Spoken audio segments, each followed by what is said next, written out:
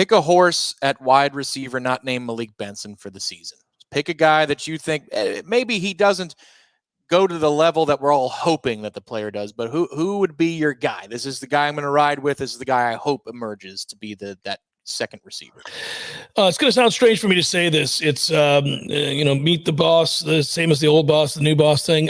Kentron Portier, man, I just think that guy has to be a big part of what you do week to week. He's played a bunch of football. He has not been healthy off and on in his career. He has not been consistent, but his body type, his experience, you could really lean on a guy like that. He doesn't have to be an all-American type receiver. He needs to be responsible. He needs to block.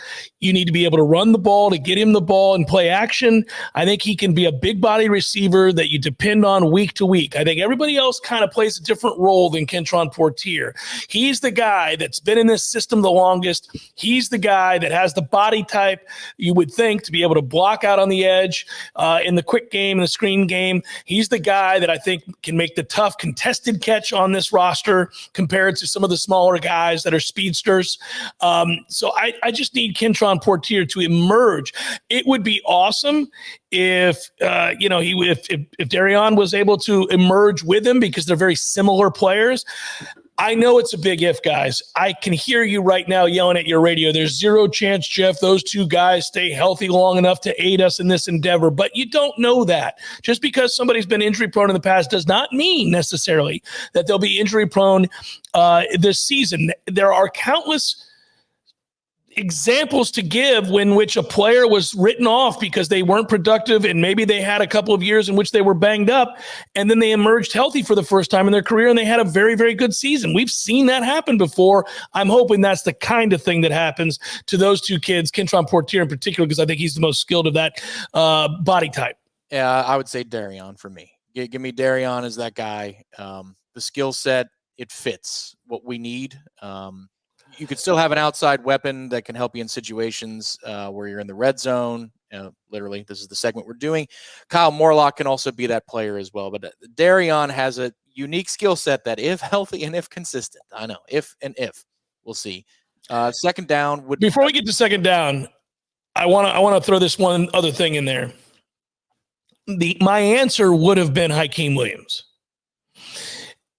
We need Hakeem to be everything we thought he could be when he was recruited. And the few instances where we've caught a glimpse of that five-star talent have really excited us, but they've been too few and far between for a variety of reasons. And when you hear me say Kentron Portier and then you say Darion Williamson, I can hear the audience saying, are we not going to mention our five-star wide receiver who's a sophomore? I get it. I think he's a guy that, maybe by mid-season we're talking a lot about. We're talking a lot about by, maybe week 2, 3. But early on, it doesn't seem that way. Second down. Looking at safety, pick a horse not named Shyheim Brown for the season. Who's your guy? I just think you brought in Devontae Brown because he's played a gazillion football games and he's got the right body type for it. And it's got to be him, in my opinion. I'm not saying he has to be the starter because you don't have anybody else. I'm saying he should probably be the starter because he's played a lot of football and he's a pretty good-looking football player. I think so. You're looking for the steadying presence there. Yeah. It probably needs to be Devontae. They're going to rotate heavily there, though. Yeah, they are. And they have really talented guys they can rotate in. So, yeah. That audition continues into the season. Some of them are set, and then some, I think, will continue. I agree with that. Third down, pick a horse in the backfield. Come on. Who do you want? This one's a little bit different. I'm talking about production, and you can choose total yardage, explosive plays, define the category you're looking for, and who's your guy. Given what you just said, because he's a huge asset to us in the passing game, Toafili probably has to be the guy. I think they're going to give him the ball enough as a runner so that he'll have production there too. But he's so dangerous in the passing game. So you mentioned total yardage, probably Toafili. He's a running back, but he can hurt you in a lot of ways. Listen, Roydell Williams is going to be the workhorse. I think he's your workhorse. But if we're going to add up all the ways that Toafili helps you out of the backfield, then I think he's probably the guy. He's so fast too. I mean, we've talked a lot about the new speed that's on campus with Malik first, but then Jalen Lucas coming in, and obviously he's a blur, and so is Jalen Brown. Lawrence didn't get any slower, like that's another thing. Maybe the wheel route comes back, or the rail, whatever the hell they call it, comes back to this offense. That was a big part of it when Florida State did not have a whole lot in the way of receivers, proven receivers. They did a great job of matching up backs on linebackers and slower safeties.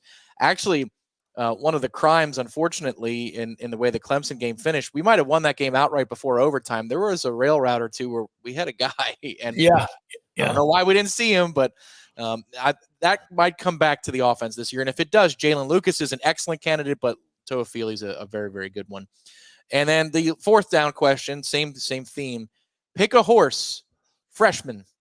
And you can define that by the end of the season, this guy will be a contributor. I think he'll be the most consistent freshman all season long. However you want to play it, pick a freshman that you want to ride with for this year. Elijah Moore. Yeah. Okay. That was kind of easy. Yeah.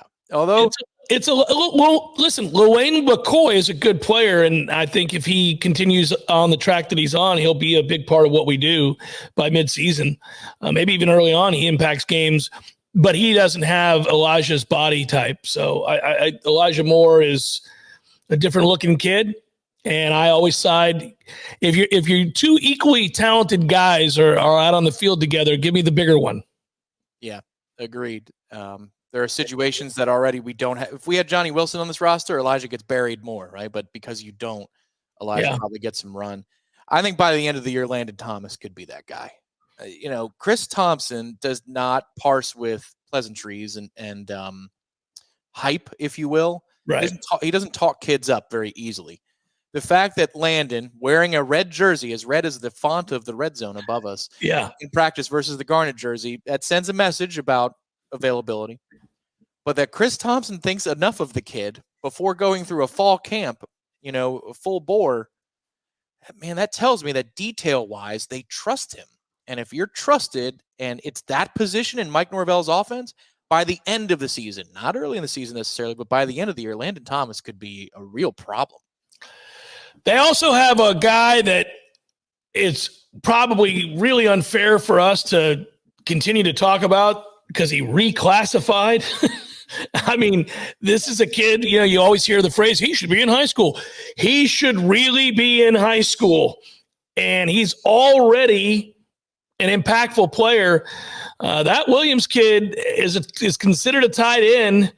I know he's a defensive end as well, but I don't know how they're going to keep him off the field. Yeah, somebody brought that up yesterday when we were talking in the Solving for the Future segment that, what if your defensive end issues are mitigated by Amari Williams? That's a fair point. I mean, if he's that freak of an athlete. But the thing is, we all see one thing, and the first thing that he does is very good. So he better be a badass first-round edge rusher if you're going to move him back across the ball. I don't believe they're going to. I think he's going to be a tight end, and I think he's going to be a mismatch as he grows into his role. I think he's a problem. He's tough to guard, and he may not impact the team all that much this year. Again, that's a crazy thing to project for a kid who quite literally should be in high school, a senior in high school. But I mean, his body type is just different, and he's got a lot of skill. Punter's chance to Cam Davis. As much as I love that running back room, there's attrition over the course of a season. Not rooting for it. It's just it's the nature of the position. If he gets a crack at it in a game, I've seen a couple moments where the vision is there, the timing is there.